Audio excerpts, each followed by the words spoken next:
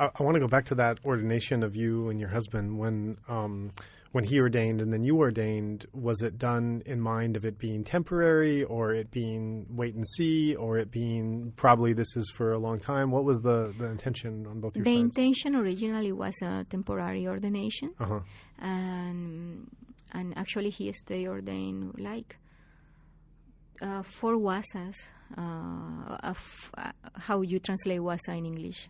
Right, the rains retreats. Yeah. That's how a monk marks his years of how many rains retreats he's been in robes. So he's... For wasa, yeah.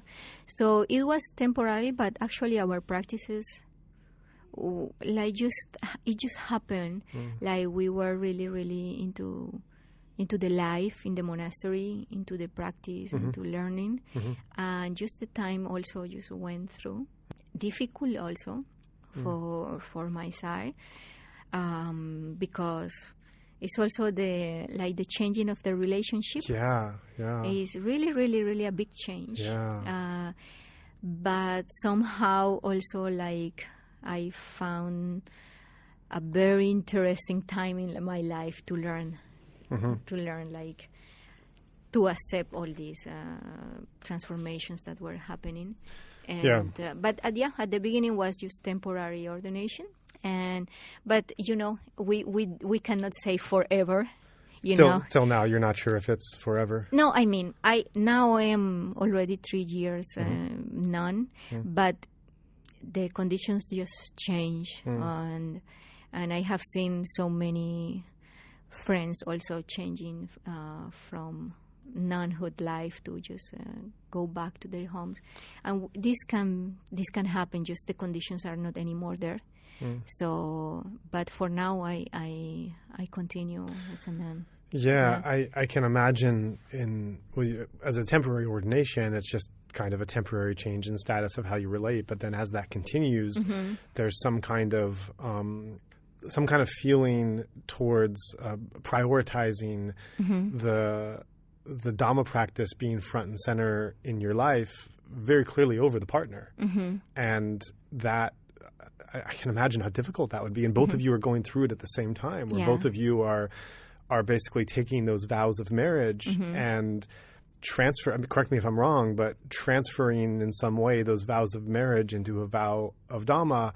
I don't know if the vow of marriage necessarily is dissolving and you're still figuring out what you're doing as you go on, but certainly it's being put below this new vow of Dhamma that you're taking, which then you have to completely reorient towards. So is that correct? Yeah. Is to understand that the path of Dhamma is a path that you do by yourself, with, of course, the support of others, including, for example, a partner.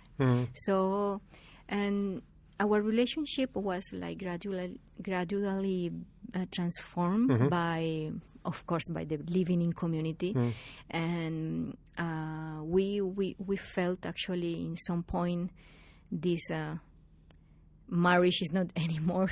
You felt that, yeah. While you were in robes, you mean? Yes. Yeah. Do you know when that feeling came about?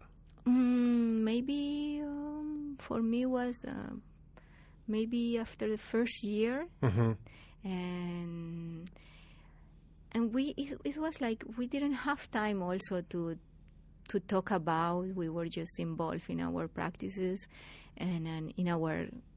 PAOK is like very clear boundary between monks and the nuns. We have actually a very clear separation. So you don't really see him through the day? Yes. We don't. Yeah, I mean, 2 different communities. Each community has a different dynamic. Of course, we have the same teacher. But it's a different life, and so he was in his life with the monks and male side, and I was also growing my life with the nuns in the female side. So actually, that was just a natural separation, and difficult though. But finally, like at this moment, we are just okay about it. And each one, of course, supporting each other, how to break this friendship, and of being partners in Dhamma, and just supporting as we can to support each other in our practices. And is also a kind of good thing to have a friend close like that to talk like from the first time, like in the Goenka. How was your meditation? Yeah. What happened with you? Yeah. So still we kind of have this communication. Like how are you? How is your practice going? What do you think? And also the seeds that grow in you of this is so precious. Oh, let's share. And in the way also, in our ways also, we met so many new people also with the same kind of purposes. And seeing also about the Spanish-speaking countries and what information is there and what is no. And all this also like working together to do that, like to figure it out, how we can just also put our own seeds, or how to put some water in the seeds that are already there. So right now just so he continues his path and my way also, and just but supporting us as friends, and I'm happy still to be here in Myanmar. Right. So do you feel like your marriage is officially dissolved then? Yeah. Did you do anything legally with that? Or? So not really, because so I used to be a lawyer. So our marriage was legally not considered marriage for the law, but actually we had some papers, and then this is very easy to just make another note to say no anymore from this time. But we haven't been. Actually, we visit later Colombia. He went as a monk, and I visit my family as a nun. At the same time? No, he was in a different period, but we